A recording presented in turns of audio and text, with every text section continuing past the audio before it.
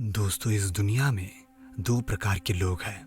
एक जो मानते हैं कि पुनर्जन्म एक सच्चाई है और दूसरे प्रकार के लोग जो मानते हैं कि पुनर्जन्म एक अंधविश्वास है। आज हम आपको इस विषय से जुड़ी एक ऐसी घटना बताने जा रहे हैं जिसको सुनकर आप भी सोच में पड़ जाएंगे। ये घटना है डॉक्टर ब्रियान वेस के सच्चे अनुभव की, जो हमें पुनर्जन्म के विषय में सोचने पर मजबूर कर देगी। डॉक्टर ब्रियान वेस एक वर्ल्ड फेमस मनोवैज्ञानिक है। इन्होंने अपनी पढ़ाई कोलंबिया यूनिवर्सिटी और याले मेडिकल स्कूल से की है। इन्होंने 30 से भी ज़्यादा रिसर्च पेपर्स पब्लिश करके वैद्य वैज्ञानिक नाम से प्रसिद्ध है। लेकिन इनकी लाइफ में घटी एक घटना ने इनकी सोच को ही बदल दिया। एक दिन कैथरीन नाम की एक मानसिक रोगी इनके पास ट्रीटमेंट के लिए पहुंचती है। कैथरीन को पानी से और अंधेरे से काफी घबराहट होती है। कैथरीन ठीक से सो नहीं पाती। 18 महीनों के ट्रीटमेंट के बाद भी उसमें कुछ बदलाव नहीं आता। तब डॉक्टर्स ने सोचा कि हिप्नोटिज्म की मदद से उसकी बीमारी का इलाज करने की कोशिश करें। जब डॉक्टर ने कैथरीन को सम्मोहित किया तब जो हुआ उसे देखकर डॉक्टर के भी होश उड़ गए। कैथरीन जब हिप्नोटाइज्ड थी तब वो उसके पुनर्जन्म के बारे में बोलने लगी। कैथरीन बोलने लगी कि उसका नाम एरोंडा है और साल 1863 बीसी है। इसे सुनकर ब्रियान वे शॉक हो गए। कैथरीन हजारों सालों पहले के जन्म का विवरण दे रही थी। पहले तो ब्रियान को इस पर भरोसा करना नामुमकिन लग रहा था। दिमाग में हजारों सवाल घूम रहे थे।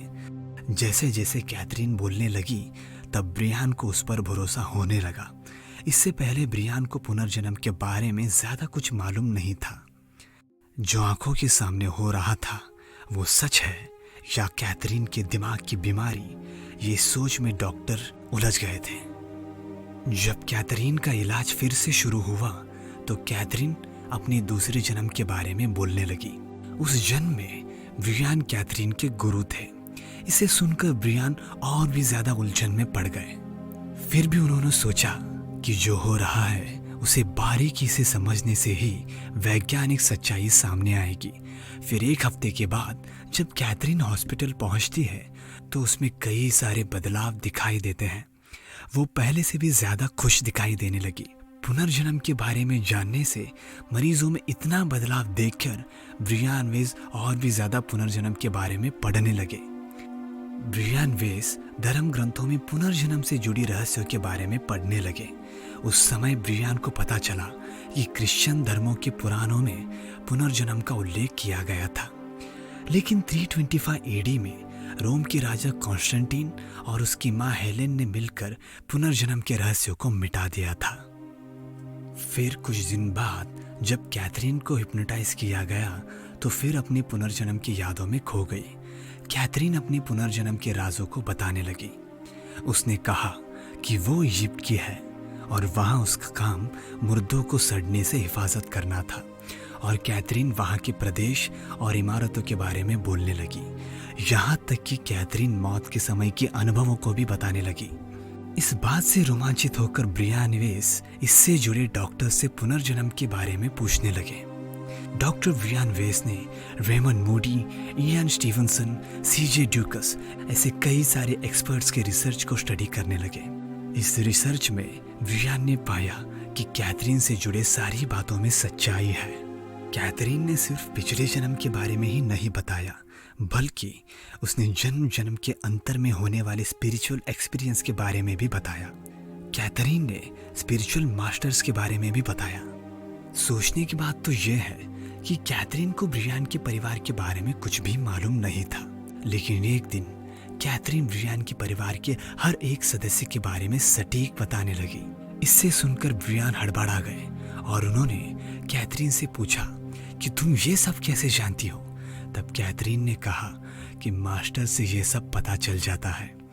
इस बात को सुनने के बाद ब्रियान को कैथरीन पर पूरा भरोसा होने लगा। कैथरीन कहती है कि वो कुछ जन्मों में मर्द थी और कुछ जन्मों में औरत थी। कैथरीन पहले के जन्मों में क्रिश्चियन, यहूदी और कुछ जन्मों में अरेबियन होती है। इस जन्म में जो कैथरीन के जान पहचान के थे वो लोग पिछले जन्म में भी कैथरीन के संबंधी ही होते हैं। कैथरीन कहती है कि पिछले जन्म के लोग इस जन्म में भी आपके साथ हो सकते हैं। हर जन्म के संबंध बदलते हैं। जैसे जैसे इलाज आगे बढ़ता है वैसे वैसे कैथरीन में अलग ही बदलाव दिखाई देने लगते हैं। एक बार जब कैथरीन हिप्नोटाइज थी तब एकदम से उसकी आवाज़ मर्दों की तरह सुनाई देने लगी। ब्रियान ने ऑब्जर्व किया कि कैथरीन जब मर्दाना आवाज़ में बोल रही थी तब वो ज़्यादा मैच्योर्ड आदमी जैसे बोलने लगी थी, और जैसे उसके बात थे वो उसकी उम्र से भी ज़्यादा मैच्योर्ड थी।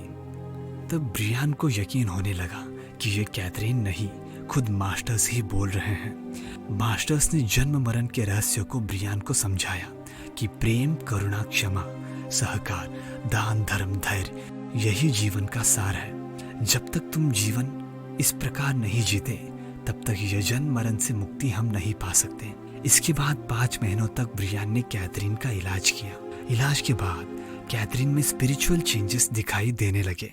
अगर कोई भी इंसान कैथरीन के साथ बैठता तो उसको एक खुशी महसूस होने लगती। कैथरीन का इलाज करते करते ब्रियान में भी कुछ बदलाव दिखाई देने लगे थे। जब कैथरीन ट्रांस में होती थी, सूक्ष्म लोक के बारे में भी विवरण करने लगी थी, तो वो सूक्ष्म लोक के बारे में भी विवरण करने लगी थी। कैथरीन कहती है कि इस लोक से ज़्यादा सूक्ष्म लोक में रहना आसान है, लेकिन जैसे मास्टर्स का कहना है उसी तरह से हम गुण अपने आप में रखेंगे तभी हम सूक्ष्म लोक में वास कर पाएंगे। कैथरीन ने कहा कि अगर हम इस दुनिया में किसी का ऋण रखेंगे तो उसे पूरा करने के लिए इस दुनिया में फिर से जन्म लेना ही पड़ता है। मास्टर्स कैथरीन से कहते हैं कि ये उसका 86 जन्म है। कैथरीन से एक स्पेनिश ज्योतिषी भी पुनर्जन्म के रहस्य को बताते हैं। आश्चर्य की बात तो ये थी कि ज्योतिषी की बातों में और ब्रियान के रिसर्च पेपर्स में काफ़ी सारी बातें सच्ची मालूम पड़ती हैं। दोस्तों, आज के लिए सिर्फ इतना ही। फिर मिलेंगे अगले वीडियो में। तब तक के लिए गुड बाय।